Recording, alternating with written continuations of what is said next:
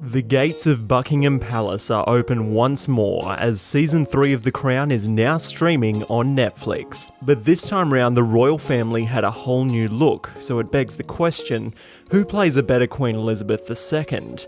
This video will keep spoilers to a minimum, so if you are yet to watch the entirety of Season 3, you won't be spoiled too much. Ladies and gentlemen, I'm Matt Rogers. Up until now, Claire Foy was the Queen, and many struggled with the idea of a new cast. I personally was open to the idea, especially since it was the plan all along to change the cast. And it turns out my high hopes were well placed. Olivia Colman may be good at comedy, but she also plays a sovereign incredibly.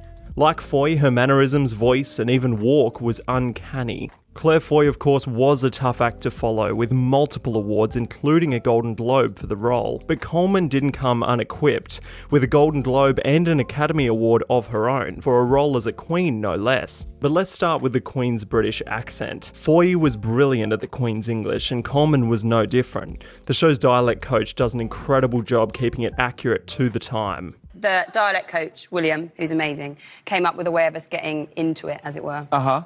And that was to say, dirty mouse. House. Dirty mice. House. House. The accents were spot on, not only with Her Majesty but also Philip and Margaret. Speaking of which, I found Tobias Menzies' Prince Philip took a lot more of a back seat in the majority of episodes this season, with him hardly even appearing in some episodes. It was also apparent that the Queen and Prince Philip had noticeably less chemistry this time around. I initially thought it was just Colman and Menzies themselves, but when I took a step back I realised after the events of Season 2, the two characters of course would be drifting apart, resulting in what we see in Season 3. Moving to other members of the family, Helena Bonham Carter was outstanding as always. In some scenes you could even see Vanessa Kirby shine through her and her mannerisms, or I guess Margaret's mannerisms, especially at the White House dinner with the United States President, played by Mr. Krabs from SpongeBob, by the way. They kept similar themes to the first two seasons as well, especially in relation to Margaret's priorities being outweighed by the Crown. But back to the Queen. We followed Claire Foy's Queen Elizabeth through the first steps of becoming the sovereign. She was finding her feet and realising the scope of what the crown really means. She questioned traditions and was shown the proper way for a royal to behave. Fast forward to Season 3 and now she is very set in her ways, and others, especially the Prime Minister, are the ones that question her traditions. A perfect example and an incredible episode was the third episode, and possibly a mild spoiler warning here.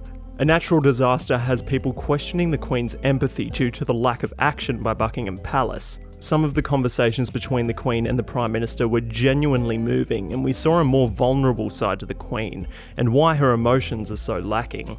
It is quite tough to compare the two actresses, as they are both playing the same character in two very different mindsets and eras. But when it comes down to it, I think I would have to say that Claire Foy's rendition of Queen Elizabeth II is more true to life. However, I found myself enjoying Colman's cold, heartless performance more. At first it can come across as boring and plain, but after you get a peek behind the curtain after the first few episodes, you realise that it's intentional and she becomes so much deeper as a character, becoming a lot more interesting to watch. Plus, although it may not be entirely accurate, you could see Colman's dry comedy chops coming through, which I loved.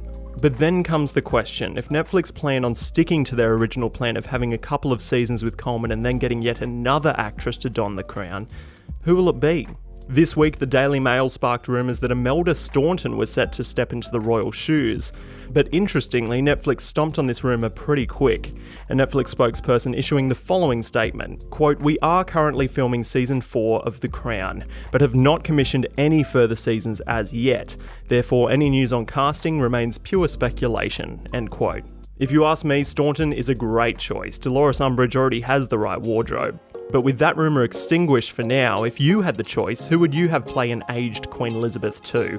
And who would be her Prince Philip? Let me know in the comments. But if you haven't already, be sure to subscribe as I'll be bringing you up to date on any updates for The Crown. Until next time, this is Matt Rogers, and that is all.